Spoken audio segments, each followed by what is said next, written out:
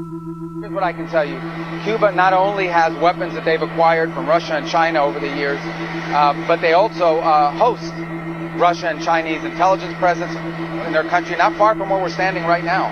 So Cuba has always posed a national security threat to the United States. They, by the way, have been one of the leading sponsors of terrorism in the entire region. You look at the groups that work out of Colombia that have destabilized that country over the years, with full support from this regime over there. So Cuba's consistently posed a threat to the national security of the United States. And the other thing that poses a threat to the national security of the United States is to have a failed state 90 miles from our shores run by friends of our adversaries.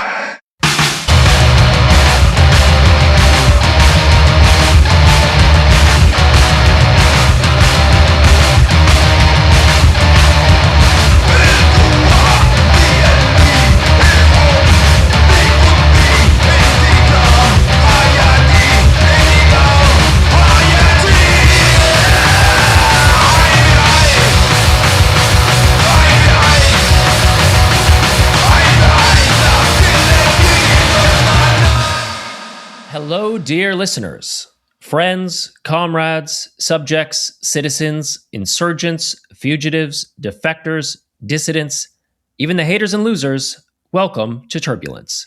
My name is Dylan Saba, and I'm here with my co-host, Seamus Malekafzeli, along with our producer, M. Siniza. We're recording from New York City, the center of a world empire that is dying, but so far from dead.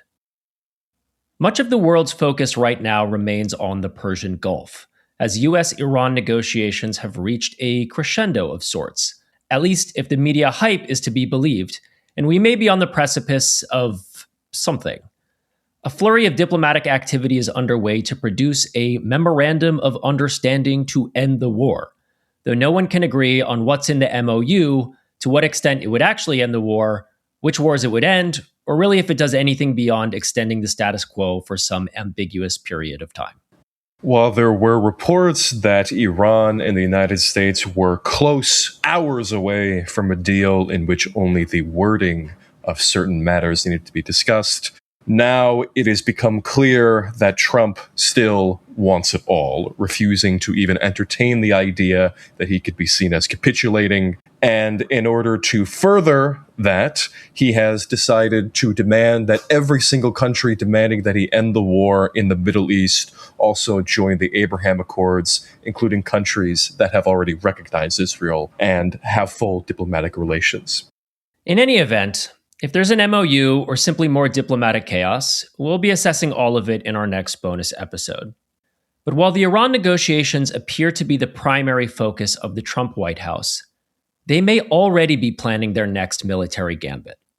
Last week, the U.S. Nimitz aircraft carrier and its strike group entered the Caribbean Sea as part of the broader campaign of pressure the United States is amassing against Cuba. Trump clearly and explicitly wanted the Iran war to replicate the quote-unquote success of his Venezuela operation, and failing that, he may well turn his attention back to Latin America. We covered the siege on Cuba in our episode with Helen Yaffe and Venezuela in our episode with José Luis Granados Ceja. And for this week, we wanted to take a wider look at the state of play of Latin America and the U.S. interventions that have been wrought against it. So to do that, we've asked José Luis to come back along with his co-host, who both host the Soberanía podcast, which is an English language podcast covering Mexican politics and Latin America more broadly. What follows is a fairly wide-ranging conversation that takes us from Cuba to Venezuela, to Bolivia, to Colombia, to Honduras, and finally to Mexico. I was very impressed and also very grateful for the wealth of knowledge our guests were able to share with us. I think what stood out most for me from this conversation was the precise shape of left internationalism that we need to cultivate to meet this moment. One that acknowledges and works within the pressures left-wing parties in Latin America face from the US and the broader forces of reaction, but also remains connected and accountable to the grassroots movements that sustain them. Obviously no easy feat, but a necessary task if we are to defeat the existing internationalism of the right. I do share your takeaway here, and I also just wanted to shout out that I have been watching the broadcasts that Jose Luis and Kurt have been on Canal Once. And it's so, admittedly, I am not a speaker of Spanish. I have been using YouTube's wonderful auto transcription service. But the level of commentary that people in Mexico are able to get with high production values, insight that is very clear and is unburdened with all of this DSA hyperpolitique. I don't even know what you'd call it. It is so utterly refreshing not having to constantly see things always through the lens of the Democratic Party and how best to maneuver within it. It is wonderful. Please, if anyone is a Spanish speaker is listening to this, please go and watch what they do on that channel. I think it was just really excellent to have both Jose and Luis and Kurt on for that reason exactly, just to hear about their analysis of the left in Latin America and also potentially to draw some inspiration, because I agree with you. And it can feel very limiting to expose oneself only to the discursive sphere of the US left. So before we turn to the conversation, I want to talk about a new feature that we are introducing at the Turbulence podcast for paid subscribers. In addition to having access to our chat community, paid subscribers will have the ability to see upcoming guests and to submit questions for us to ask them. And we're going to pick about 1 to 2 per episode. And we'll also be posting a thread for each of our bonus news of the week episodes, where we will also take audience questions or topic suggestions. So for this week, thank you to Substack user Lane Machine, who asked about the current situation in Bolivia and the legacy of the 2019 coup, and Substack user Tacticus Kilgore, who asked us about Venezuela's current leadership and their relationship with the US government. We hope that you find the answers useful. For paid subscribers, stay tuned as we'll announce upcoming guests in the Substack chat.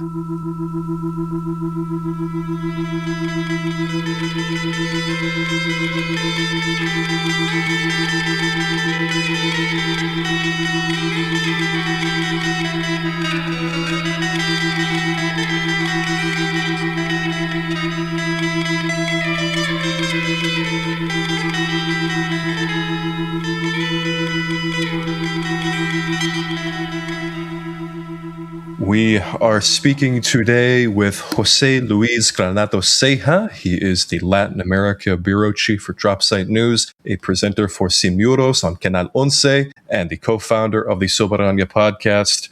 And we also have Kurt Hackbarth, who is the Mexico correspondent for Jacobin Magazine and is himself also a presenter on Sin Muros, along with Macio Sare on Canal Once, and he is also a co-founder of the Soberanía podcast. Both of you, thank you so much for coming on. Oh, thanks so much for the invitation. Always happy to join you. It's a pleasure. Thanks for having us. So I think it would be best if we started with Cuba in terms of this roundtable discussion. On May 20th, Raul Castro, who is the former president of Cuba, alongside a number of different positions that he's held within the Communist Party and the government, of course, the brother of Fidel, was announced to have been indicted by a grand jury in Miami. This indictment was in April, but it was just announced a couple of days ago publicly. He is accused of murder in the case of the shooting down of the Brothers to the Rescue planes in 1996, which killed 4 Cuban exiles. The formula of this indictment seems pretty clear. After Maduro was indicted, a raid on Caracas to seize him and take him to a jail here in New York City. That was inevitable. So can you explain to people, I guess, one, what are the specifics of this case that Castro is being indicted for? And 2, what is the actual threat to the Cuban mainland at this point? Like, is a raid of the sort that hit Venezuela possible, or is that threat being overblown? Is it just bluster right now? Well, let me jump in and answer the first part of that question. What is this all about? So Brothers to the Rescue was one of these operations conducted by these radical Cuban exile groups based out of southern Florida. This group in particular was led by a man whose last name is Basulto, who is a self-confessed CIA operative. He's a veteran of the Bay of Pigs invasion. He is someone who has confessed to engaging in terrorist actions against the Cuban state. So this is somebody who was not clearly there for humanitarian reasons, which is the narrative that they're trying to put out there, that this was just, flights trying to help people who were trying to flee Cuba. These were provocations, and they were deliberately designed to be provocations. They would do flyovers over Havana. They would drop leaflets violating Cuban airspace. Now, I always wonder, how would the United States respond if planes flew over Miami, dropping communist literature? You'd be pretty sure that they would be taking pretty radical steps. But the Cubans actually were incredibly patient about it. They sent for months, actually for over a year, messages diplomatically, politely. In fact, in some of the documents we've seen that have now been declassified, even the State Department officials talk about how they were always respectful, they weren't alarmists, but they were sending a very clear message that these flights were unacceptable, that they were provocations, that they were incursions into Cuban airspace, and they asked them to ground the flights, as any reasonable state would do, to say, these are coming from your country and you can take steps to stop them, please do so. Of course, they didn't, right? They understood full well that to do so would be to go against this constituency in southern Florida, which, packs a pretty heavy political punch in Florida and Florida politics and nationally as well, right? We have to remember this is the 90s. This is where, Florida was still kind of considered a purple state, or it could go back and forth between it. So eventually, the Cubans got tired of it, and they were clear that they were running out of patience with this. And in fact, again, the National Security Archive very recently published these documents where it says that the State Department themselves in an email admits that there could be a quote unquote worst case scenario where the planes are shot down. And in fact, that's exactly what happened. Eventually, the patience ran out, and the Cubans, using the 2 MiG aircraft, in fact, there's actually a recording of the pilots talking about it. It's a pretty dramatic situation there. Eventually make the decision. They get the authorization and they shoot down these planes that were in Cuban airspace. Now, the United States maintains it's in international waters. And even if it was the case, that's particularly rich coming from this administration, given the extrajudicial executions that they've been conducting all over the Caribbean and the Eastern Pacific. So I guess in some cases, it would be acceptable to shoot down or kill people in international waters, and others not. The hypocrisy is evident. But this idea that this constitutes murder is absurd on the face of it. It is national defense. Raul Castro at the time was serving as the Minister of Defense. So I guess ultimately the buck would stop with him. He's the one who would make the decision. But nonetheless, right, it is a perfectly legitimate action to take in the face of repeated illegal incursions into Cuban airspace, especially given the context of the United States refusing to ground the planes. Apparently the FAA was kind of talking about it. Maybe, they had approached Basulto about him. He would file false flight plans to basically throw off authorities to say, no, I'm not going to do it again. And of course, he would go and do it again. And yes, 4 people died as a result, but they died as a result because they were flying their planes where they shouldn't have been. And in no way can that possibly constitute murder, which kind of brings us to the second part of the question, which is it's just a pretext. It's yet another escalation. And it could very well be the beginning of another quote unquote law enforcement operation by the United States as they classified the illegal kidnapping of Maduro to put pressure on the Cuban government, on the Cuban state, by trying to kidnap a figure that obviously represents a very important person in the history. I mean, obviously Raul Castro never had the profile that his brother Fidel had, but he was a key part of the revolution. And remember, he was one of the earliest voices defending a Marxist, a materialist vision of the political struggle in Cuba. It is said that he was the one who had a huge influence on Fidel and his conversion to communism, a key player in the Cuban Communist Party. I mean, it's such a long life, it's very hard to sum up everything he's done. But, there was recently a video that Belly of the Beast published where they were talking to people about this. Well, what do you think about this indictment against Raul? And of course, what did the Cubans have to say? We're not going to hand him over. We're never going to hand him over. We're not going to hand over any Cuban to them. This is just another provocation from the United States. Yeah, so just to add to what Jose Luis has just laid out, this is part and parcel of, obviously, the Trump administration's attempt to find a sellable pretext to invade Cuba. And we've seen, a number of attempts over recent days and weeks. We've seen, Axios' ridiculous article about Cuba having 300 to 400 drones pointed at the naval base in Guantanamo Bay. You have Marco Rubio coming out just yesterday, as we're recording this, saying that Cuba's a hotbed of Russian and Chinese intelligence, basically trying to turn the clock back to 1962. So they're trying to flail around to find some kind of sellable pretext in the face of, the American public's overwhelming opposition to an invasion of Cuba.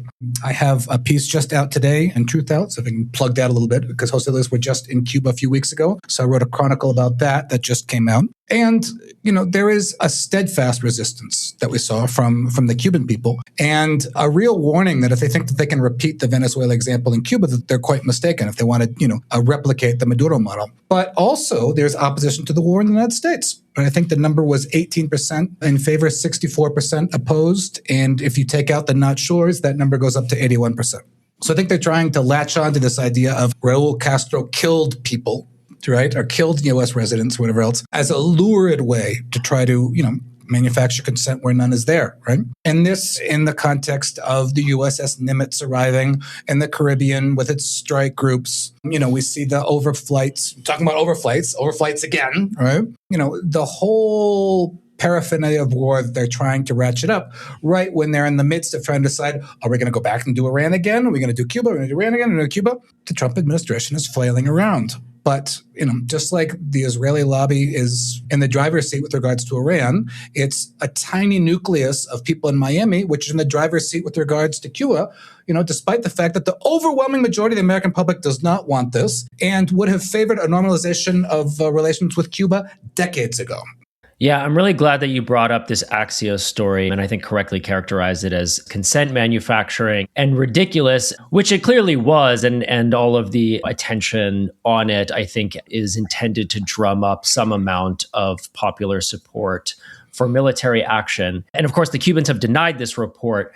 But you also had Cuban President Miguel Diaz-Canel warning of a bloodbath in the event of a U.S. military operation against the country. And, you were just speaking about the kind of climate of resistance or the steadfastness to oppose a kind of Venezuela-like operation on Cuba. I wanted to ask more about that, right? Because, of course, there would be very little that Cuba could do to fully impede an assault from Southcom. But given the island's proximity to the United States, it seems like some amount of deterrence or responsive fire is at least conceivable. So I'm curious what you make of Cuba's ability to respond to U.S. aggression with force in any way.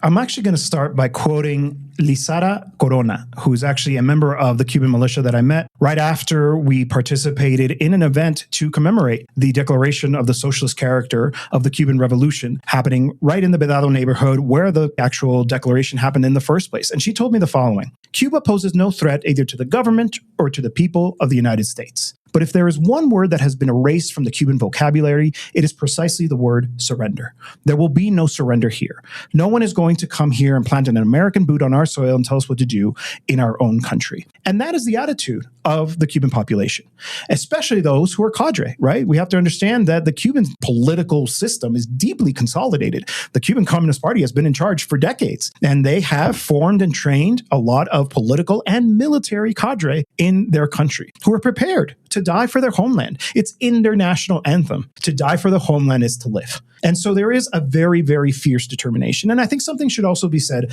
about their military doctrine. They have the doctrine of a people's war, or sometimes translated as a war of all the people, which is the same military doctrine that Vietnam used, which is that basically every able-bodied adult has a role to play in the defense of the homeland, one way or another, be it through communications, be it through medicine, be it through taking up arms. They have conducted approximately a dozen national military days where they literally get together and exercise what it would look like. This is where you need to meet. This is your rallying point. This is where you pick up your weapon. This is where you're going to be stationed. So the Cuban population is very much ready for an invasion. Obviously, Cuba cannot stand up to the most well-funded, largest military on the planet. That it would be absurd to suggest that somehow Cuba could defeat them one-on-one. But I think what needs to be emphasized in this is the deterrence factor of that. Deterrence is a word that's kind of come into fashion because of the deterrence strategy of Iran, right? Clearly sending a message to policymakers in Washington, to the Pentagon, to say that this is going to be expensive for you. You're not going to come out of this clean. And I think that's the same thing that Cuba is trying to transmit to the world and to the United States in particular, to say that this is not going to be easy. And even if you succeed in ousting and toppling the government temporarily, not that I think that's actually on the agenda, but even if you do, what do you think it's going to look like? How are you going to administer a state where you're facing an asymmetric guerrilla campaign on a daily basis? I mean, it's not going to be a simple thing. It's not going to be like Venezuela where it's over in a couple of hours. And I think it's really important to emphasize that for the same reason that the system is so consolidated, that even if there is a decapitation, even if they take out Raul, even if they take out Diaz-Canel, there is a succession plan in place in terms of what comes next. There will be people who are ready to step up to fill the role that's necessary of them to continue to defend the homeland. This is something that is sacrosanct, not just in Cuba, but in Latin America. But this idea that we're not going to permit American boots on our soil. I mean, I think that's something that people in the United States sometimes fail to appreciate, just how offensive the idea of U.S. boots on the ground is to us. I mean, we've literally shed blood for centuries to defend this idea of defending our sovereignty. And that's precisely what I think the United States finds so threatening about this whole scenario. These are countries that understand that sovereignty is something that really is what opens the path to an independent policy, an independent vision, right? Like Cuba is a socialist country. It is a country that the population understands that they have the right to pursue their own kind of political economic model, and they're willing to die for it. Yeah, so to add to that, I mean, Cubans, in addition to what Jose Luis said, obviously have historical moments to look back to back that up, right? When Fidel Castro and his retinue, set off from Mexico to Cuba back in 1959, they landed and most of them were wiped out. Yeah. And still, with a handful of people left, they went up into the mountains and then managed to pull off the Cuban Revolution. I mean, and then a few years after that, there was the Bay of Pigs invasion. And I think, people, because in the United States, they don't want to give as much attention to it because it was a defeat for the United States. The Bay of Pigs was a pretty big invasion. It had U.S. air power. It had a lot of people behind it. It wasn't just, a few people just got picked off on the beach of Playa Girón. It was a pretty big attempt at an invasion. It was a pretty big bloody nose for Kennedy. The 65th anniversary of that just happened while we were there. So, they were there. They were back in the Bay of Pigs. They were back at Girón Beach, commemorating that asymmetric victory against U.S. power, obviously, the Cuban exiles, but financed and powered by the CIA and the military-industrial complex. But above and all that, when we were talking to people in Cuba, the sense really was, we are going to go, to the wall with this. And I think in the wake of what happened in Iran, that can't be understated.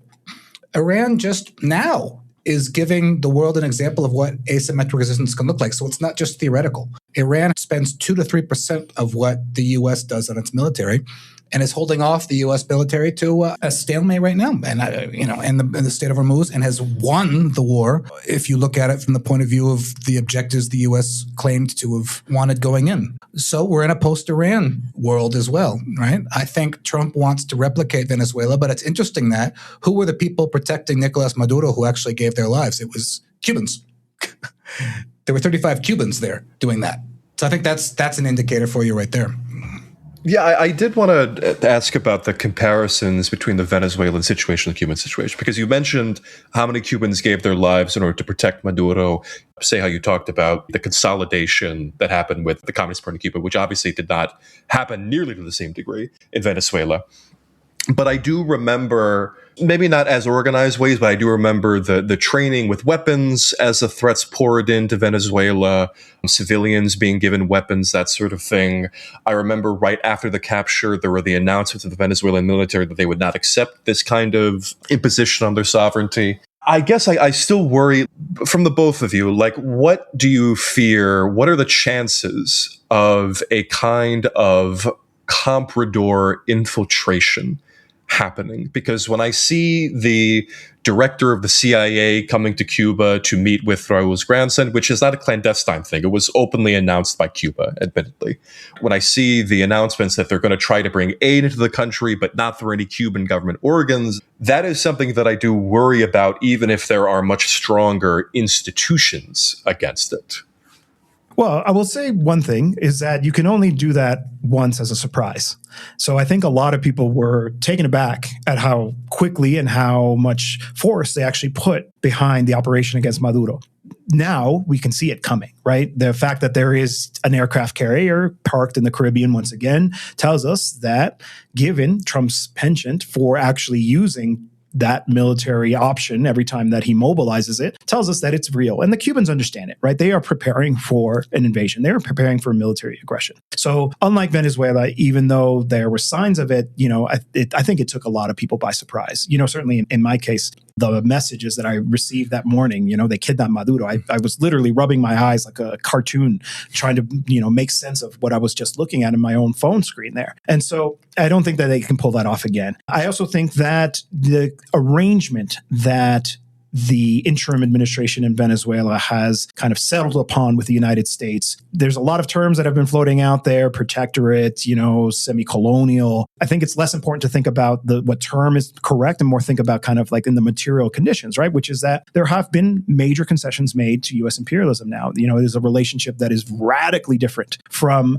what was true of Maduro and certainly of Hugo Chavez before it. That kind of scenario feels definitely less probable in the case of Cuba because of their far more consolidated political leadership. I'm not trying to cast aspersions on the United Socialist Party of Venezuela, but it's not the Cuban Communist Party in any way, right? It is a very different kind of beast. And so I think that's a thing that has to be taken into consideration in terms of what could happen in Cuba. And of course, as Kurt well said, right, I think there's also a decades-long historical memory, as we say here in Latin America, of what it means to defend your project, to defend your homeland, to face continual aggressions. While, Venezuela faced sanctions for years, Cuba's been facing them for decades.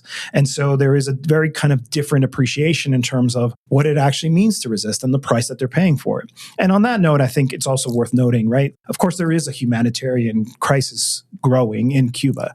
The stranglehold that the United States has on the Cuban economy in this moment, the oil blockade that it is imposing on Cuba, is translating into a very serious crisis for the Cuban people, right? And I don't think that we should kind of paper over that. People are suffering. People are hurting, right? We're talking about a country that had, despite its low income status, despite its relatively isolated situation, had an incredibly robust healthcare system where some of the health metrics were actually better than the ones you would find in the United States. And those have obviously suffered, right, as a result of the current situation. Countries can't function without oil. Nothing is working the way it should be working right now, and people are paying the price. You have to cook your food on coal fire if you can afford it, and if you can't, you're literally chopping up wood outside of your home to try to be able to feed your family. I mean, this is extraordinary. I'll close with the following, which is that, CEPR, the Center for Economic and Policy Research, published a pretty important paper basically pointing to the sharp increase in child-infant mortality. And that's usually used as a metric to understand what is the population's overall health. And of course, it's increased. It's increased because there's malnutrition happening. We were talking about a country that had eradicated child malnutrition and is now rearing its head again. This is all a product of what U.S. imperialism is doing. And it is weakening the population and it is generating discontent. People are legitimately upset about the situation. But I think it's our job, as people who work in journalism in the English-speaking world, to make sure that people understand that it's not Marco Rubio's line about incompetence and an inability to manage the economy by the Cuban leadership. It's because of U.S. imperialism. It's because this is a deliberate policy that basically started in the 60s and has continued to this day to try to increase the suffering so much as possible in order to undermine support for the government. That's what's happening. And we have to say that in plain English. This is 100% the responsibility, the fault of, in this moment, Marco Rubio and Donald Trump. Yeah, and just to put in perspective the crisis that the lack of oil has thrown into the Cuban health system, we saw there when we were there, right, that there's a waiting list of 96,000 people, right, for operations, because they're having to triage all but the most urgent operations, and 11,000 of them are children. Right? So any genocidal policy always goes after the children, right? As we've seen, of course, in Gaza. Right? So I think another thing that we have to consider in order to try to see the question more clearly is the regional response, right? Anything could happen in Cuba, of course, right? I mean, one would think that it would be virtually almost impossible to go up against the United States, not only in an asymmetric fashion, but without oil. But again, I wouldn't underestimate the Cuban people in any way. But the question is, what would an international response from Latin America look like? Because we are facing what some analysts have called a Plan Condor 2.0, where the Trump administration is going after Latin America with a viciousness and a brutality that we haven't seen in decades. Of course, there's a continuity in U.S. foreign policy across the Democrats and the Republicans. It's always imperialist. It's always bad. But this has really been a masks off moment for the last year and a half. Here in Mexico, it's been one aggression after another, starting with microaggressions and then building. Of course, always with the latent threat of an invasion here as well in some form. But now we've just recently seen, for example, in the Honduras Gate story that came out, right, where the Trump administration, despite its anti-drug rhetoric and its drug trafficking rhetoric, and that they're using against the Morena party here and President Sheinbaum and ex-President López Obrador, like they do against any progressive government in Latin America, released a real drug trafficker, Juan Orlando Hernandez. They're trying to inject him back like a virus into Honduras, back into the presidency. And part of his job, and that was with Israeli lobbyist money to get that pardon going. Part of Orlandez's job is to ramp up a kind of dirty war in the media and the social media against progressive governments in Latin America, namely Mexico, Colombia, and Brazil, with money from Argentina, from Milei in Argentina. So you can really see how the international right or the international reactionary international is articulated. Right? And we're going to talk about Bolivia a little later, but Milei is sending Hercules planes to Bolivia as well to try to help suppress the movement going on there, right? All this is by way of saying it's an open question of what a regional response to an invasion of Cuba might look like, right? Mexico at the moment is holding off on sending oil to Cuba. That has been criticized. One understands the geopolitics of it, the realpolitik. Mexico is sending humanitarian aid. Cuba is very grateful for that. Mexico has a long-standing historical relationship with Cuba going back to the first days of the revolution. It opposed Cuba's being tossed out of the OAS. It refused to break relations in Cuba throughout the 60s and early 70s when a large majority of Latin American countries did that in order to isolate Cuba. Mexico never did that. So a wise United States would be well advised to use Mexico as a negotiating place. Of course they won't, because it's brute force in action. So when we saw with the boat bombings, which began last fall, they hit one boat in international waters, contending it was a narco boat, the narco lanchas. Never proved anything. They're just, killing people. The response from Latin America was, I think we can all say, insufficient at that point. Actually, Marco Rubio was right down in Mexico meeting with Mexico's then Chancellor Juan Ramón de la Fuente and basically just very flippantly said, yeah, we did it. We're going to do it again. The UN can't do anything about it. And the Mexican chancellor just kind of bowed his head and was asked about it 3 times at the press conference and kind of fobbed off the question, understanding the difficulty of it. When you don't give a sufficient response to something like the boat bombings, it then encourages the United States to, do the Venezuela kidnapping.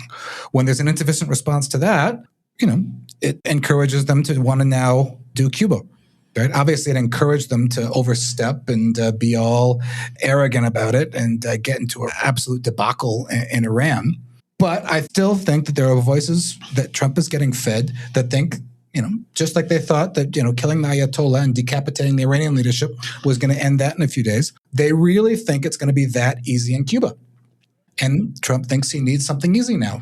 We've seen this time and time again in U.S. foreign policy. After Vietnam, there was an attempt to do a bunch of easy invasions to kind of cure what was called Vietnam syndrome, right? After the debacle in the embassy in Beirut in 1982, of course, they go ahead and invade Granada in 83. So if they want to try to make a Granada out of this, I think they're mistaken. But I think that's the calculus. Before we move on, I wanted to ask about Iran and Cuba in particular. Kurt, you've brought up Iran more than a few times already. And the Axios story, the accusation is that Iranian military advisors are in Havana, giving them all of this expertise and military equipment. Would you be able to speak in any capacity to what kind of relationship Iran has with Cuba in actuality, culturally or politically, militarily, any aspect of that? Well, I think when you hear like Iranian people who are speaking for Iran in the media, they mention Cuba quite a lot. It's very much on their radar, right? Because they feel that they understand the Cuban situation perhaps more than anyone. Following their revolution of 1979 against the Shah, followed by the U.S. arming Saddam Hussein with everything, including chemical weapons, to attack Iran throughout the 80s. Shooting down an Iranian plane, never apologizing for it, killing some 200-odd people, and then to what we see now, right? This policy of sanctions, ramped up sanctions. I mean, Iran, I think they would say, perhaps more than anyone, understands what the Cuban people are going through with regards to the sanctions war, with regards to the constant media barrage to paint them as terrorists, to paint them as, enemies of the United States and, part of an axis of evil, to the point of attacking Iran twice while negotiations were going on. So, with regards to the accusations of Iranians being there, Russians being there, Chinese being there, let us recall that Cuba has the right to defend itself because it's a sovereign nation. And they can collaborate with whoever they want in order to organize their defenses, right? The United States seems to think that, through secondary sanctions, they can punish anyone doing business with Cuba. And in the same way, they can punish by association anyone who happens to go to Cuba for any other purpose that a sovereign nation might have. If we see the actual response by the Cubans to this accusation, you'll note that they don't actually deny having drones. And I hope they do. They have clearly shown that they are an effective tool in asymmetric warfare, and they are in a situation very similar to that. Obviously, Cuba is not going to be the aggressor. We know who the aggressor here. It's the United States. They're not going to launch the drones at Key West, arbitrarily, as the accusation goes. If anything, they're probably, targeting towards what are the nearest targets, which is Guantanamo Bay, which we should remember is illegally occupied by the U.S. Armed Forces, has been since the Cuban Revolution. They have no business being there. They should have abandoned it a long time ago. They haven't. A 25-year black torture site. As well, worth remembering. The Cubans don't have a varied strategy in terms of what they're thinking about doing if they are attacked. And as Kurt said, the right to self-defense is enshrined in international law. And if they want to use drones, and if the Iranians came and trained them or helped them build them, good for them. And we should say it plainly. Right? Why should we have to kind of play this game of respect for the supremacy of the U.S. in these kinds of conflicts, right? States should be smart and figure out. In fact, more countries in Latin America should be paying attention to what actually works to deter the United States. And so I'm, for one, Mexico. Including Mexico. I, for one, am encouraged by these kinds of stories. I mean, why are they leaked?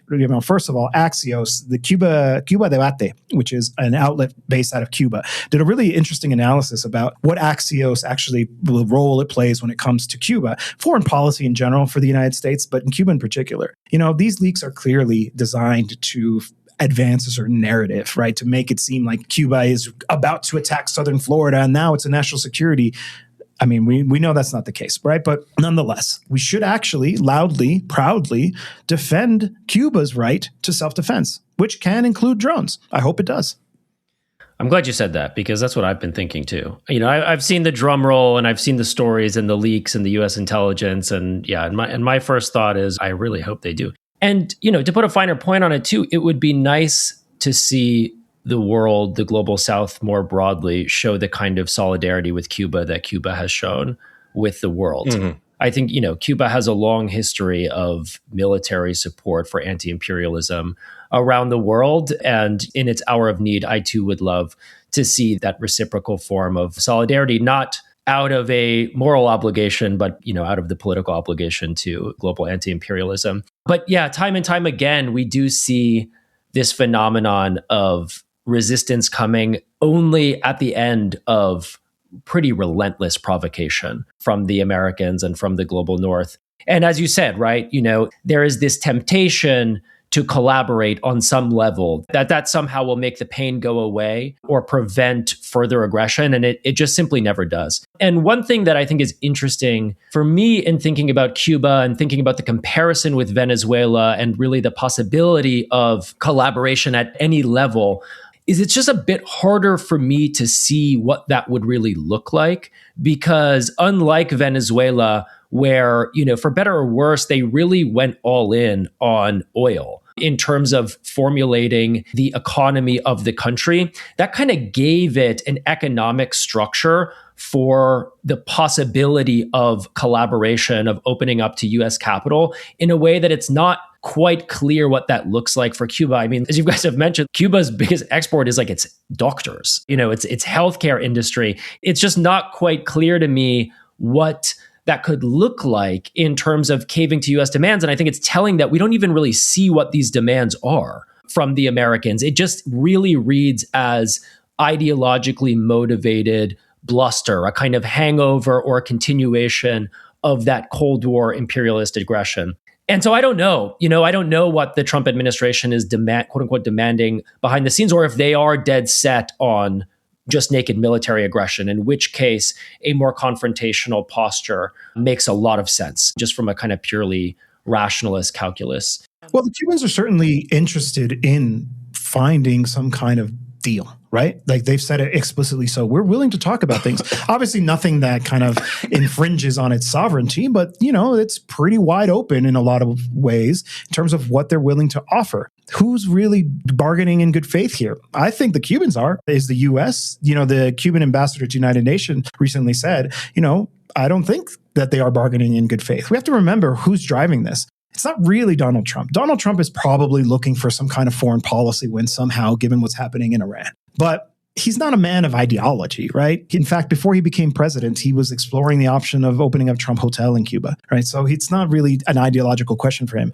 It is for Marco Rubio. Marco Rubio has this fantasy, quite literally, he wrote it in his memoirs, about marching into Cuba and liberating it from communist rule and becoming president himself. Somebody who's literally never stepped foot in Cuba. I just want to interrupt for a second. He acts like his family fled Castro. Oh, no, but they fled Batista. Mm-hmm. And it's in fact, like they traveled back to Cuba like Ted Cruz's family. Like Ted Cruz's family, as even Tucker Carlson pointed out.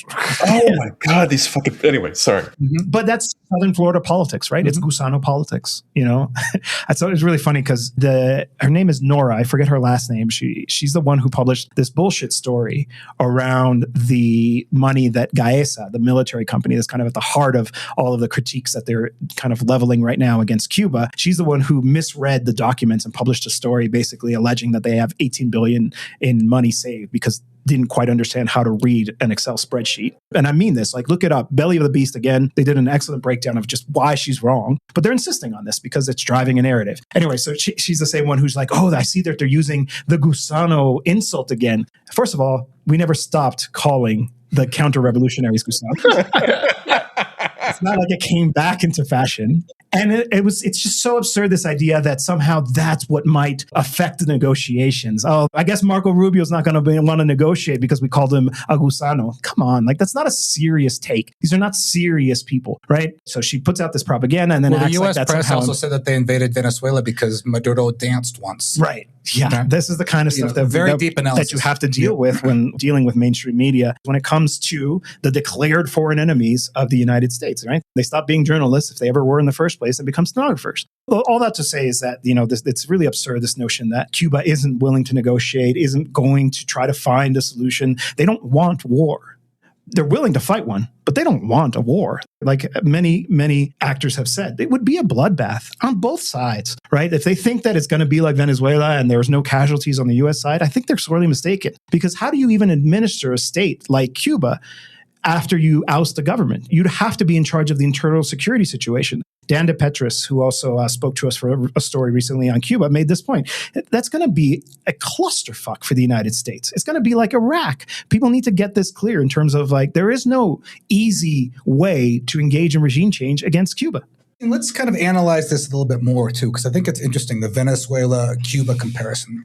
I think part of the reason why Venezuela worked in quotes is precisely because it has the world's largest unexcavated oil reserves. And so there are huge interests in the U.S. lined up behind an operation in Venezuela. You've got a lot of interest lined up behind that and a lot of people with stakes in it.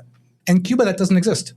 That doesn't exist. And so that doesn't bode well for any kind of invasion in Cuba. The only people who really have a stake in this are people like Marco Rubio and Carlos Jimenez, the Gusano cabal in South Florida, but you don't have other people lined up behind this in the same way as you did in Venezuela. Now, Cuba does have some of its own oil, and they've just found a way apparently to refine it because it's a high viscosity. It's a certain very special kind of oil. So good for them. That bodes well for the future. But it's nothing like Venezuela. So I think there's a real danger when, Venezuela fits into U.S. geopolitics very clearly, right? Get Venezuela's oil, use it to substitute whatever clusterfuck they've managed to create for themselves in the Middle East, kind of in-source energy into the Americas, make the rest of the world dependent on, U.S. energy. There's a plan there, and Venezuela fits into that plan. Cuba doesn't. And I think that's a real potential pitfall for this, right? You're basing policy on the nostalgic fever dreams of some, sons and grandsons of 1950s exiles. In the same way that you let, the Israeli lobby infiltrate and twist policy for their purposes. And it's just a recipe to go wrong. I mean, I'm not saying that Venezuela went right, but Venezuela had stakeholders behind it, had a lot of people lined up behind it. Cuba doesn't. And so it's in these situations where you think, oh, this one's going to be easy. They're just 8 million people on an island. They don't even have gasoline. How are they going to get around? What are they going to do? Attack us from their bikes and their electric mopeds? That's when the hubris comes into play. And if anything, the interests of capital in Cuba it's usually European and Canadian capital, that's right, which wants normalization, which wants to continue to be able to do business as they do. Which is why you have the overwhelming UN vote year after year in the General Assembly. Nobody else in the world wants this. Whereas with regards to Venezuela, there are a lot of other people who want that. I'm glad that we're on Venezuela because I think we should probably move focus to there. When we last spoke with you, Ceja, about Venezuela, and you can correct me if I'm wrong, it was only about a few days after Maduro had been arrested and Delcy Rodriguez was clearly being eyed as this new potential collaborator leader in her capacity as acting president. But I remember that you had maybe not the right description as optimism, but Delcy you described her as a Chavista. And she had been at Maduro's side. But now, as the months have ground on, and Venezuela has not only welcomed American officials back into the country, it's reopened diplomatic relations in full.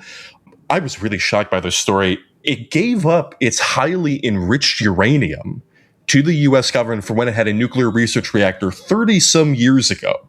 It closed in 1991. And also a couple of days ago, it extradited the former Minister of Industry, Alex Saab, to the United States. So I'm curious as to what are both of your reads on Delcy now? Can all of this just be attributed to her fear of being indicted in the same way that Maduro was indicted? Or is there something else going on here?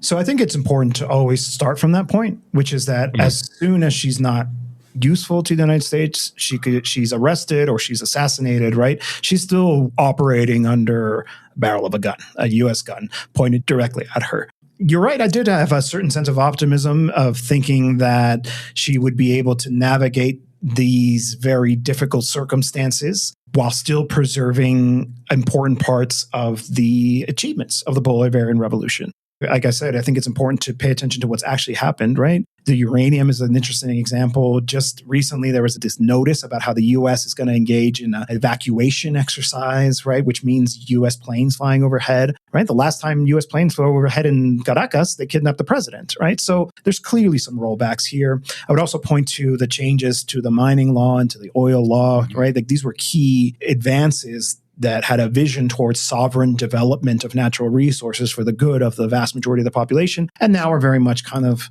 in the neoliberal fold, right? It's about facilitating the penetration of foreign capital, foreign direct investment, the exporting of all of that value added that is generated with some royalties paid to the state. Those are setbacks. We can call them what they are. But I also think it's important to think about the Chavista bases, right? Have we seen a major rupture from the communards, from the organized left inside of Venezuela? We haven't. They are also operating under this circumstance. And I think we should actually center their voices as much as possible in terms of what are the people on the ground saying. They obviously have disagreements with some of the decisions that have been made since the kidnapping of Maduro, but they're still building their project, right? They are still working within the constraints that are placed upon them in this very moment, which it does also involve the state, with the Venezuelan state and the present government having to navigate that. And I think the fact that we haven't seen a major rupture from them is what really should guide our own response.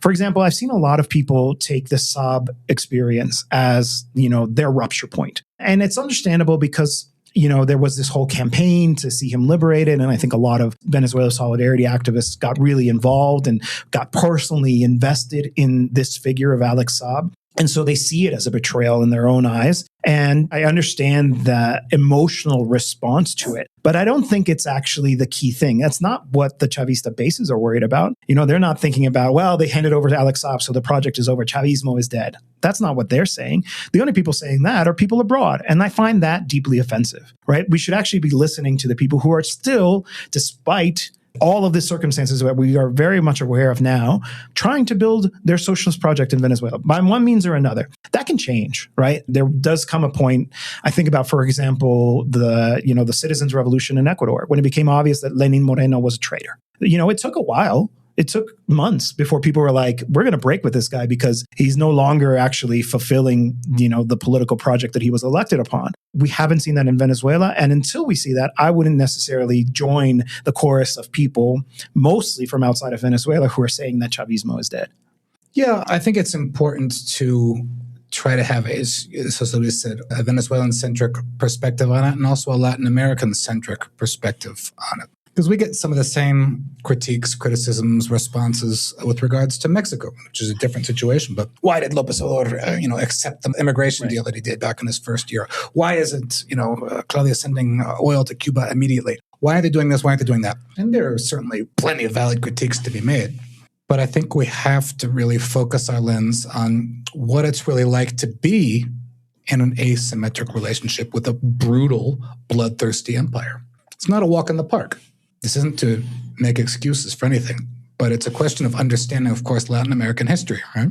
The parents and grandparents of those who are trying to thread the needle in a lot of situations nowadays are the ones who saw Chile, an attempt at socialism that got whacked and led to a 17-year dictatorship. Or in Brazil, right? Social democracy with Goulart that got whacked and led to a 20-year dictatorship, was it, in Brazil? And we can go country by country. Uruguay, Argentina, the 7 years of Videla, the mothers and the grandmothers of the Plaza de Mayo are still going to Plaza de Mayo, and there are still children trying to find their families in Argentina. It leads one to have not a fatalist sense of things. I think one can fall into fatalism in Latin America, but certainly more of a realistic sense of sometimes you have to be patient, let certain moments play out while continuing to try to preserve your gains and come back into the fight at the right moment. Some people have been saying from the U.S., oh, look, Trump is invulnerable. Look, he's meddled in the Argentinian elections and got away with it. He meddled in the Honduran elections and got away with it. But at the same time as this, as we say, Plan Condor 2.0 is going on, you see Bolivia rising up, actually very quickly. Despite the divisions in mass, they're out in the streets within 6 months of Paz taking office. And they've got him on the ropes. Big time. They've got him on the ropes to the point that Christopher Landau, the Undersecretary of State, Marco Rubio has had to come out, a raft of large figures. Because despite the divisions in mass, the underlying social structure remained. Yeah. I'm making a somewhat optimistic comparison with Venezuela that I'd like to hope that despite the ugly concessions that Delcy is making, ugly, and some of them don't look good at all, they don't, that there's enough underlying structure that will come back. I'm just very glad that you brought up Bolivia because I did want to talk about the situation in that country, but I'm just kind of reflecting on what you're saying. And it seems like there are really two possible responses for being in the vice grip of U.S. targeting imperialism. To borrow a phrase from our coverage of the Middle East, right? The U.S. imperial strategy of splitting the fronts, of breaking up national groups, pitting them against each other. I think that the theme that's emerging really is that to actually meaningfully resist this kind of aggression, there needs to be a level of internationalism, of transnational solidarity, and then also left unity within each national context, which necessarily will be rooted in popular movements and not necessarily particular parties or figureheads without the backing of those popular movements. So yeah, I did want to talk in more detail about what we're seeing in Bolivia, because as you mentioned, in recent weeks, protests have rocked Bolivia as these constituencies that have been, largely associated with the left in the modern history of Bolivia, indigenous groups, farmers, unions have taken to the streets. And I think we should actually probably say have taken the streets. For folks who don't know, they go hard in Bolivia. That is a country with an extremely robust culture of street. They go hard with dynamite, quite literally. Yes, yeah. That's what happens when you've got miners in the coalition. Right? Yes. So when we say, when protesters take to the streets in Bolivia, they shut down the highways and they blockade them. It's something that I have not seen in very many places around the world. It's quite impressive. The grassroots movements in Bolivia have taken the streets to demand the resignation of President Rodrigo Paz. So he came to power running as a centrist and kind of, as you intonated, took advantage of some of the fractures within the Socialist Party in Bolivia, MAS. And MAS, as folks probably know, has held power in Bolivia for much of the past 2 decades. But some of those fractures have emerged following the 2019 coup of President Evo Morales that saw his forced removal from power. So I was wondering if you could talk about the legacy of that crisis of 2019 and whether what we're seeing now is potentially an opportunity for the left to reconsolidate in Bolivia. Yeah, so I'll just kind of give a little continuity of what I was saying before and then hand it off to Jose Luis. We don't have, I think, certainly those of us who have a foot in the global north as well, which we have a responsibility with regards to the United States, don't have the luxury of being fatalistic about things. Bolivia was essentially kind of written off when there was this split in the MAS, right? Because it was very ugly to see play out. Evo Morales ran for a 4th term. There was a degree of opposition within that, even within the movement to that, his running for a 4th term, the changing of the constitution, the failed plebiscite and the like. But he won that election.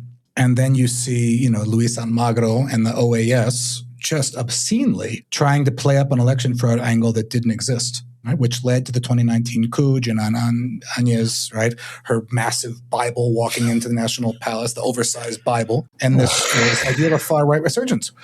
And the Bolivian people didn't take it lying down. And they got her out within the space of a year. And that with U.S. backing.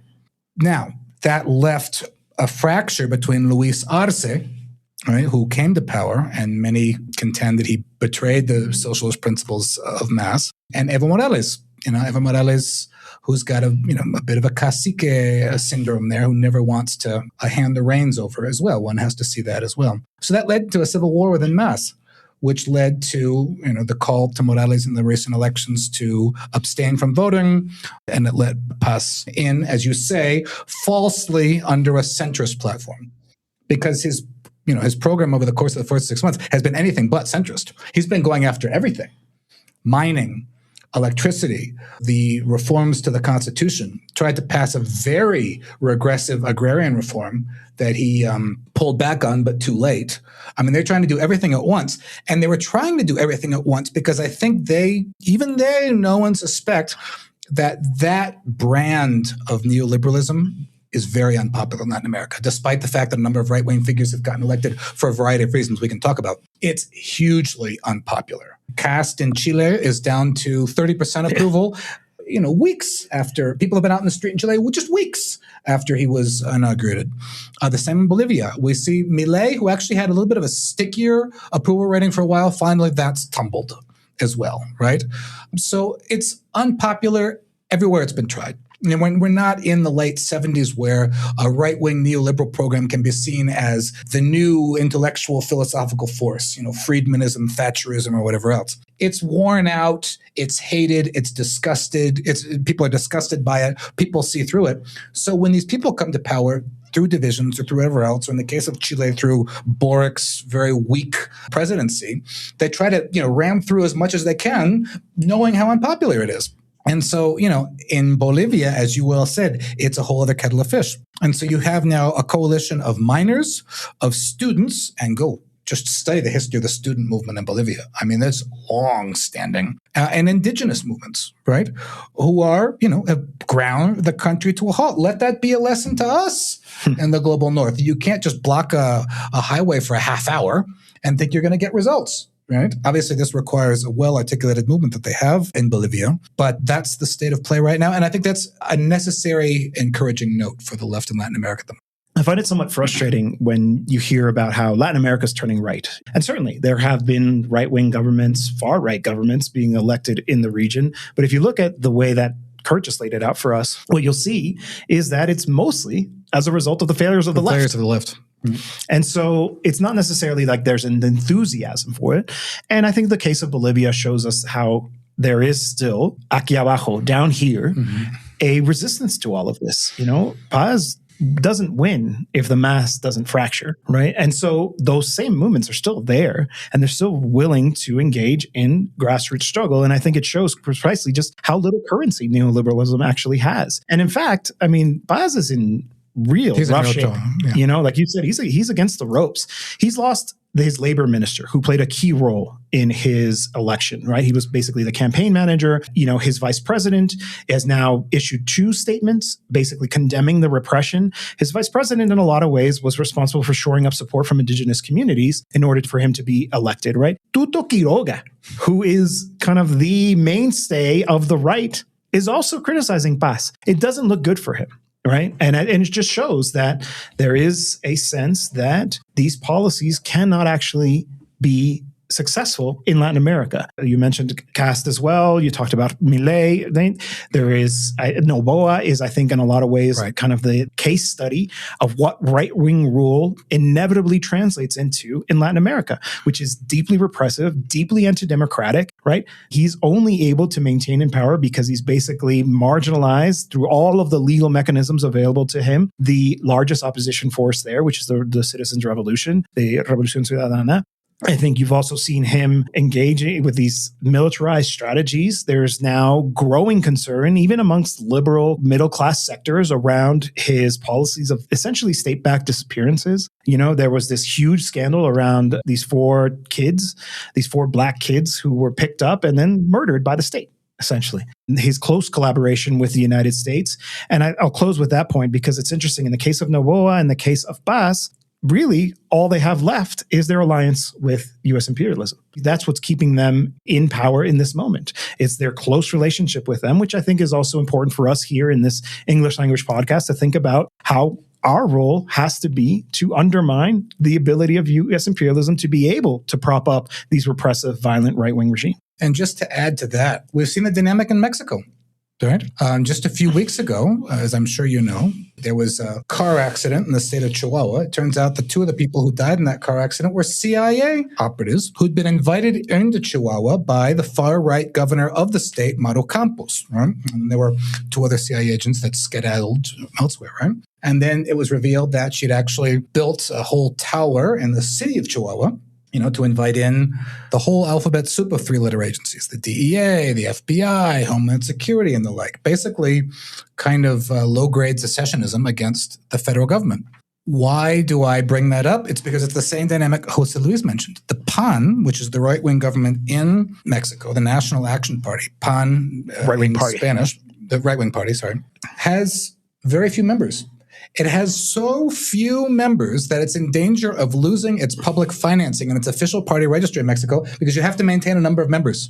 I think it's 200,000 or 300,000. I don't have the number right here. The PAN is in danger of actually disappearing as a party, not only because of their electoral results, but actually because they don't have enough members. And so you see the desperate attempt to cling on to U.S. support and international support through the Atlas Network or through CPAC or through, visits to Washington to cry for an invasion, to artificially prop themselves up because they have no organic support at home. Kudos to the Mexican public for not joining the PAN, but it's really quite a phenomenon. There are other right-wing, parties in the region that have somewhat more support than the PAN, but it's really quite the dynamic. And this is why you see them selling their country down the river, because they don't have support at home. They simply depend on U.S. interventionism to stay afloat. I am curious about how you see things, I guess, going out from here, because the left in Bolivia is deeply mobilized here, heavily mobilized here, even if Mas is split apart in all these different ways.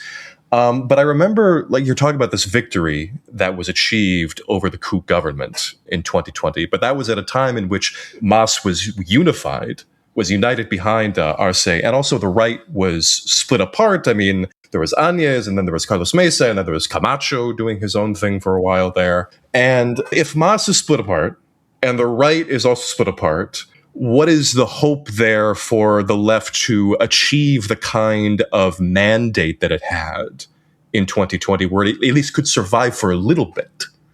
Well, it speaks to what Dylan said, which is that there is actually a need for internal unity and maybe doesn't exist, right? And I think that's the challenge of trying to figure it out. That's why there is such an emphasis, certainly here in Mexico, of the need for internal discipline, right? You don't see factions within Morena breaking out from time to time, no. In fact, the one attempt, which was led by the current economy minister, Marcelo Ebrard, was deeply frowned upon by the population. It was seen as deeply opportunistic, as a betrayal, right? There is an understanding of it. It was snuffed out in a question of days. Yeah, it didn't last at all. He was flirting with creating a new party because he didn't get the nomination to be the president for Morena, the candidate for presidency. And so you can see that there is an understanding of it. But, the difficult thing is actually on the ground, right? That's the real hard part. It's probably also, to go back to Venezuela, why you haven't seen a rupture. There is an understanding that a rupture now, right? I leave it in the hands of people who are on the ground in terms of deciding if there is a moment, if that moment has come. It's very hard to determine, right? It would be foolish to kind of give you a single answer for all of the different states of Latin America. But certainly, you see the privileging of the importance of unity in the face of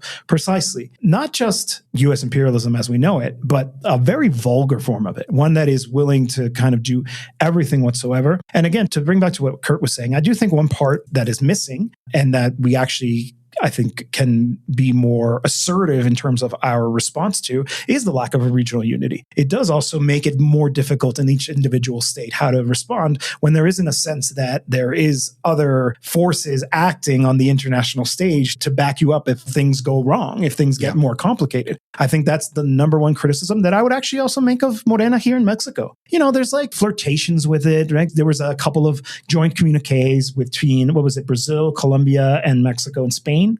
I think, making a declaration, for example, rejecting this regime change plan that the U.S. has against Cuba. And that's all very good and well. But then you look at what the right is doing. We had the Shield of the Americas, which is just a right-wing gathering. It's clear as day, because if it was about narco-trafficking as they purport to be, why wasn't Colombia there? Why wasn't Mexico there? I'm glad that they weren't, right? Because that would have been kind of embarrassing to see Claudia Sheinbaum in that same crowd. But it shows that they understand that need for a regional kind of mechanism. And we've seen it employed precisely in Bolivia. One of the groups that declared their backing and their support for Rodrigo Paz in the face of these protests was the Shields of the Americas. Mm-hmm. So it's a right-wing outfit. It's an international right-wing outfit. That's what it's there for. That's what it's going to do. It's going to try to advance the U.S. strategy of a militarized response in almost every scenario. And so, again, there has to be a left-wing response to that. There has to be organization continentally by the left-wing forces that just isn't there. And it doesn't seem like there is anybody in the region who wants to occupy that role. Can you tell me of anybody who's like the way that Chavez did, that was like, actually, we need regional integration. We need regional institutions. Let's create CELAC. Let's create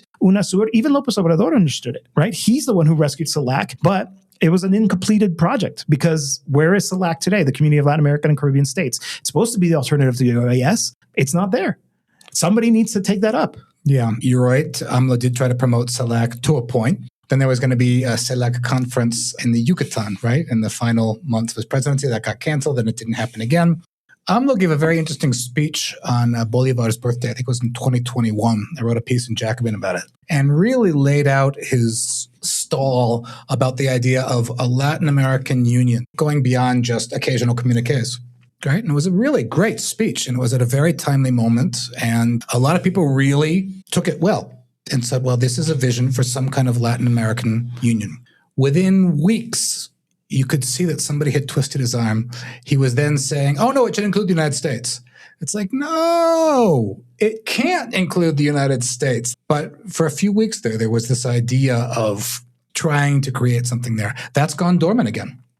And that whole pink tide era with UNASUR and ALBA and the like, it seems like it's receding ever more into the past. So all you have now is ad hoc groupings. And we really feel the lack of that here in Latin America. And concretely, what does that mean, right? Like, maybe we should have a joint defense pact, which is that an aggression by a foreign actor like the United States would invoke a collective response. Okay, maybe that's not on the table. What about a regional OPEC, right? Something to bring together our natural resources. What about a regional OPEC-like organization for strategic minerals? You can twist the arm of the United States back. There are mechanisms available, but there's no political will. Where is the political will to do that? What happened to the Bank of the South? What happened to all this idea of substituting global North financing with global South financing? That also hasn't gone very far. Yeah. I mean, I think that's a great point in terms of minerals. I mean, we've seen that lithium is and will continue to be a really key mineral resource in the future in terms of producing batteries for green technology, et cetera. And I also think it's funny that you bring up this contention that the United States should be part of the broader vision of Americas. I read that very long and actually quite good new book from Greg Grandin, America. And it's just fascinating to follow the history of those debates and the conceptions of like what America is or mean as a regional grouping. And I mean, perhaps at one point, that vision had some purchase, and I think that ship has sailed in terms of including the United States and that kind of broader regional identity, perhaps in a post-imperialist world. But one thing that we've been talking about is the kind of, perhaps a failure or a inadequacy of internationalism on the left and the reality of internationalism on the right? The right parties in a lot of these countries, as you're suggesting, may not have a kind of organic popular base in the way that the left does, or even in the way that they maybe once did. But there is a great deal of coordination, even conspiracy between right-wing governments and with the United States in particular. And this is something, Kurt, I think you brought up earlier in the conversation, but Jose Luis, you've written about quite recently that I wanted to touch on, and that pertains to the country of Honduras. And, last year, towards the end of the year, we saw the victory of Nasria Asfura, who is part of the right-wing National Party in that election, and that came with the vocal backing of Donald Trump. And as you mentioned also earlier, days before making that endorsement, Trump goes to the length of pardoning Juan Orlando Hernandez, the former Honduran president, also of the National Party, who was serving a 45-year sentence for drug trafficking-related convictions.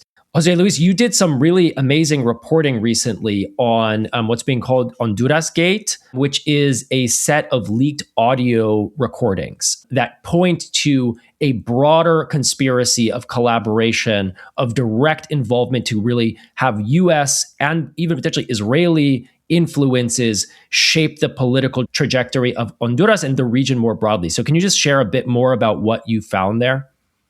The interesting thing about the Honduras Gate story is that when it came out, it was a bombshell. It was this incredible narrative about grand conspiracy that essentially talked about multiple state actors. We're talking about Honduras, but also the United States and apparently Israel as well, conspiring together to undermine the will of the Honduran population in order to install a very close ally in the Honduran presidency with a vision towards actually returning Juan Orlando Hernandez to power. Juan Orlando Hernandez, who actually served 2 terms as president of Honduras, was convicted by a U.S. court of drug trafficking, was pardoned by Trump. And in fact, when that happened, right before the actual election took place late last year, it left a lot of questions. Why? Why intervene in Honduras, right? It looked like there was going to be a right-wing victory there anyway through Salvador Nasrallah. Well, it now turns out that through this leak, we now know why. Because the idea was to not only ensure a right-wing victory in Honduras,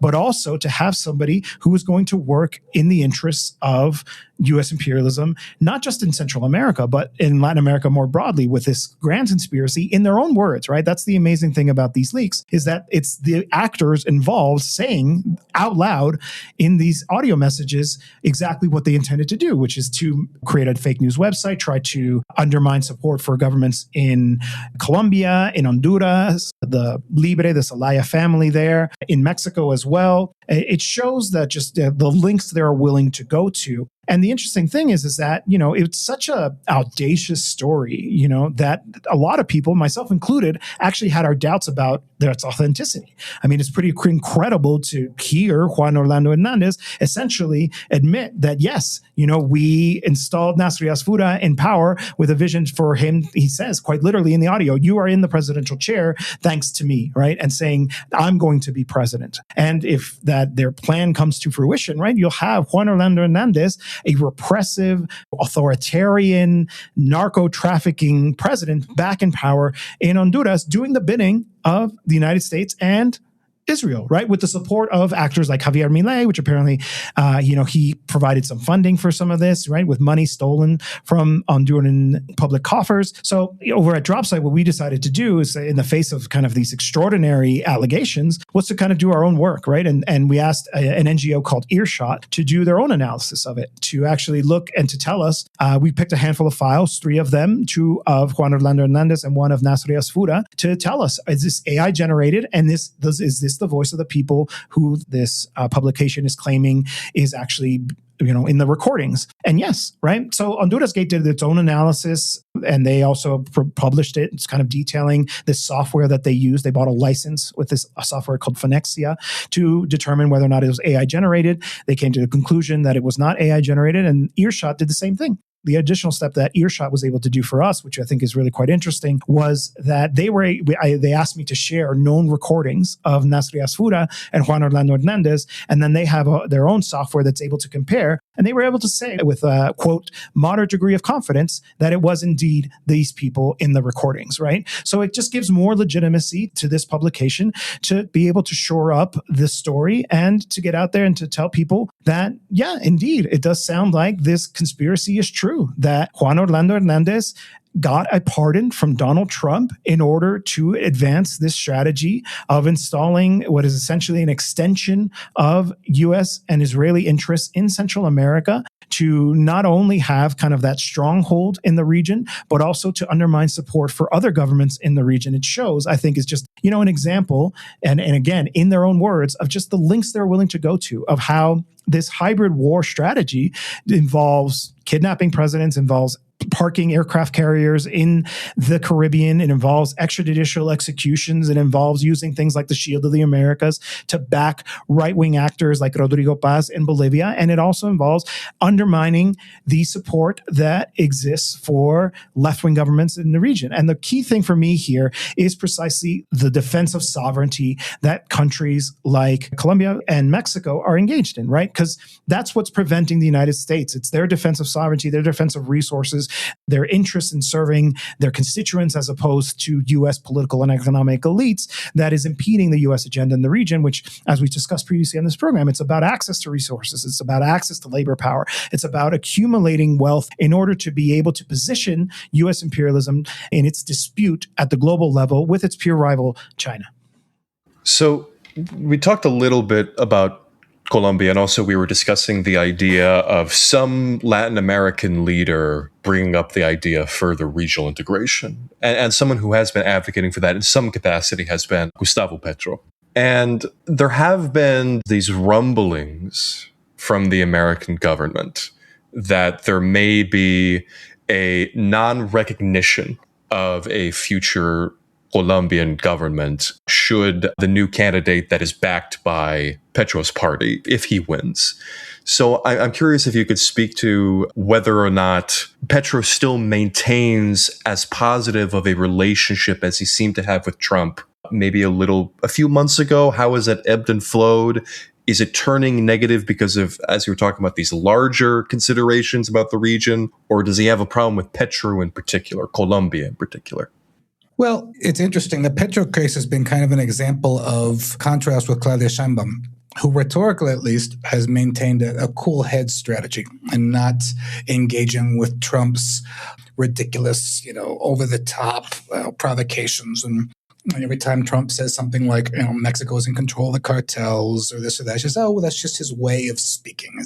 We know his way of communicating. So you'll see Trump on one hand or at one moment, saying that Claudia Sheinbaum was a wonderful woman, wonderful person, this, that, and the other thing, quite, charmed. And on the other hand, a half hour later, he'll say Mexico is in control of the cartels. So she's really adopted a very cool head strategy in this. Petro has, at least, again, rhetorically, adopted a much more confrontational strategy, certainly with regards to Israel, much more so than Mexico, but also with regards to U.S. imperialism and going to the UN and making some very pointed and eloquent speeches at the UN, then going out into the streets of New York with his bullhorn, right, and the like. This is part of Petro's persona también also, since he was, mayor of Bogota, very much a person who likes being in the limelight and attracting attention, which can be a positive and it can be a negative, but it certainly is Petro's brand, for lack of a better term, right? So what you've seen with regards to the Trump administration, and let us not forget, Colombia has been seen historically as the U.S. bulwark in South America. The U.S. bulwark with, I think, 6 military bases in Colombia. This is where the Plan Colombia, the obscene Plan Colombia, played out throughout the 80s and 90s, which led to thousands of deaths and hundreds of thousands of people displaced and, the whole paramilitary campaign and the FARC and the like. So, U.S. devastation is intimately known in Colombia. So when Petro won 4 years ago, that was quite the feat. Let's put it that way. That was quite the feat for that to happen, and it was a very narrow margin. So what we've seen since then has been, as you said, the ebb and flow of the war of words with Trump saying that Colombia is on the list, for invasions, right? When Trump asked for a list of bombing sites in Colombia, actually they weren't enough, so they actually expanded the list to other countries. You see it all kind of linked there, right? And now you've recently seen attempts on the part of the Trump administration to use their puppet in Daniel Noboa to meddle directly in the election. And that's, again, Noboa going after Petro personally, going after Colombia, and then this very suspicious bombing along the border with Colombia, which they said was a FARC encampment, and it was a dairy farm, right? Then you see Petro, after the Venezuela kidnapping, go to the White House, right? And there were words, we were actually in Colombia around that time, José Luis and I. There were voices of concern that Trump would actually try to kidnap Petro right there in Washington or try something stupid, which didn't, materialize, right? So you saw some kind of an entente there. But of course, with the Trump administration, those ententes are always superficial and transitory, right? Because the real goal is to have a full run of far-right pliant governments in the region. And they're not going to stop at anything to do that. There are no norms here. There's no international law here. There's no saying, oh, well, we don't usually do that. That's gone now. That's gone. So we have, as we record this, the first round of elections coming up a little over a week. Ivan Cepeda is well ahead of his two main opponents, but still a little bit short of the 50% needed to avoid a second round. And I think that's what they're banking on. They're banking on him not winning outright in the first round in order to try all kinds of, pardon the word, fuckery between the first round and the second. You can say that on this podcast. We don't mind.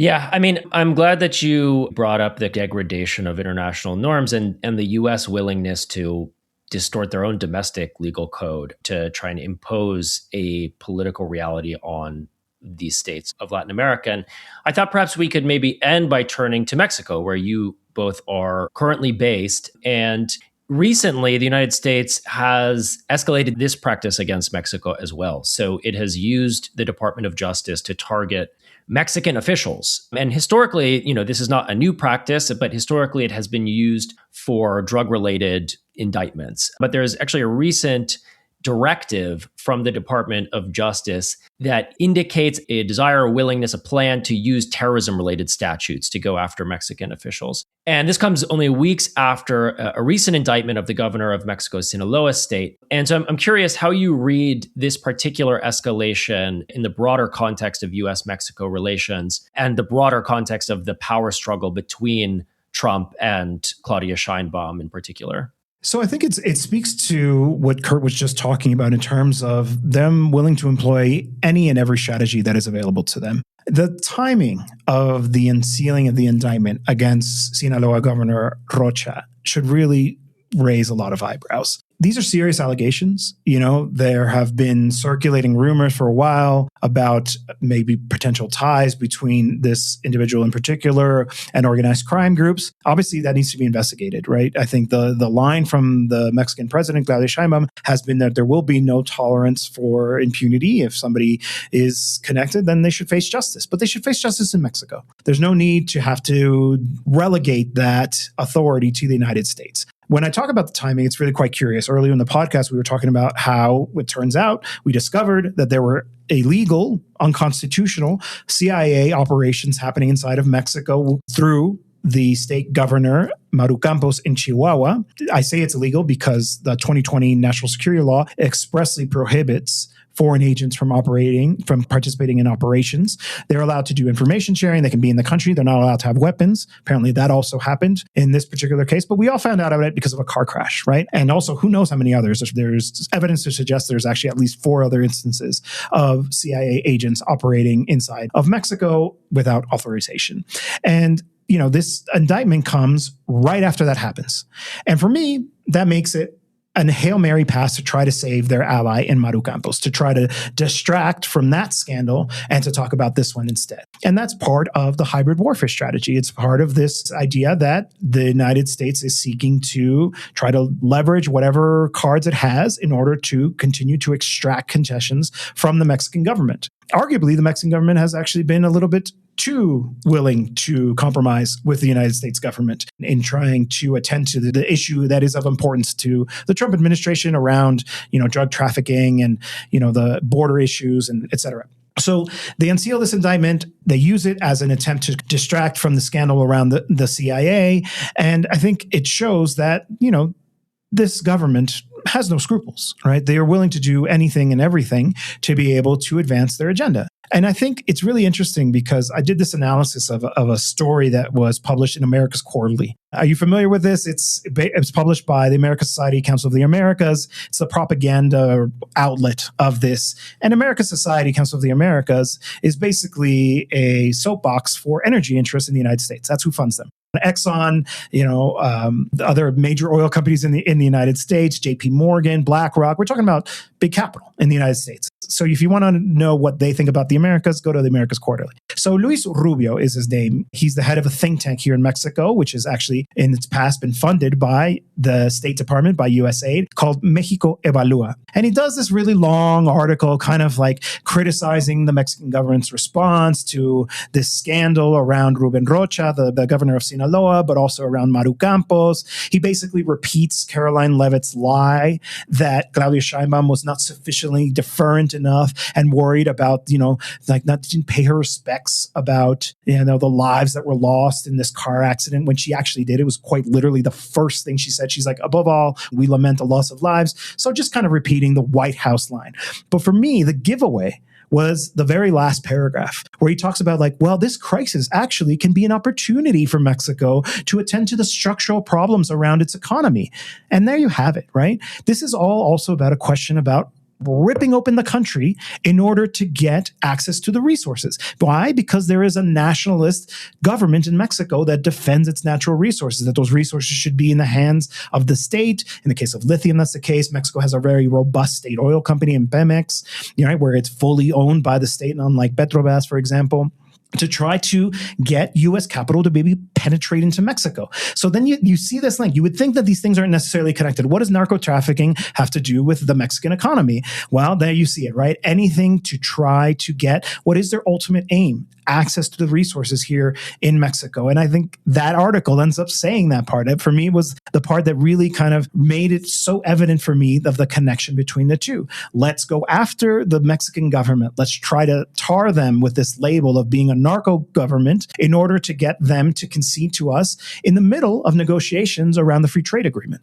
That's what's actually happening here. You can see the strategy at play. Yeah, and with regards to Sheinbaum, this is the latest, or the culmination of, let's see, when did Trump take office? A year and a half ago. A year and a half of screws turning. The day after he won, he was threatening tariffs against Canada and Mexico. He threatened tariffs against Mexico, I think, a total of 4 times. Sheinbaum kept getting it postponed and postponed and postponed until the effects of these tariffs began being felt by the American public. So that was a very wise strategy, kicking the can down the road until Trump stopped talking about tariffing Mexico, right? But that wasn't the only thing, right? Trump has been, or his minions have been going after Mexico across a series of fronts. There was the New World screwworm issue where Mexico now can't import beef to the United States.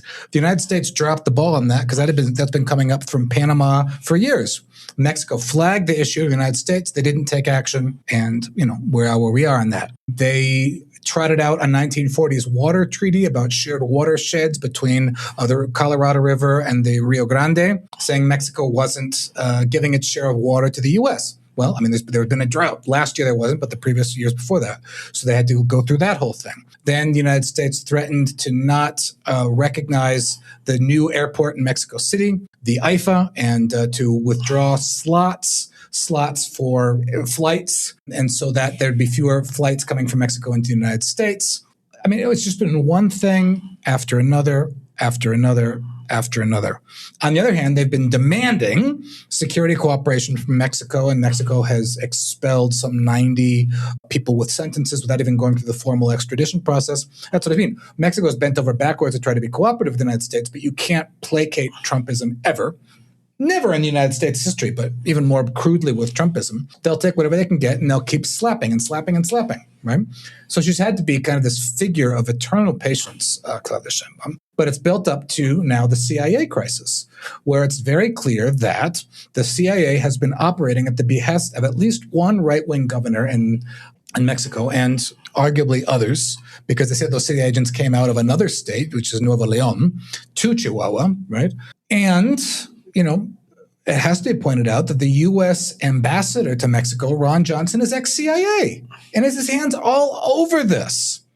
And right after the CIA operation was exposed, Joe, he went to the state of Sinaloa and with the most utter hypocrisy possible, started talking about how we have to crack down on corruption in Mexico. I see a Trump administration official talking about corruption anywhere else. And then just days after that speech, the Sinaloa accusations, the Sinaloa indictments dropped.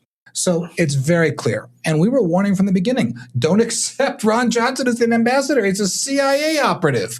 His goal is to destabilize the country, and we're seeing it in action. But I think, the Sheinbaum government thought that they weren't, again, talking about asymmetric relations, in a position to fight that battle.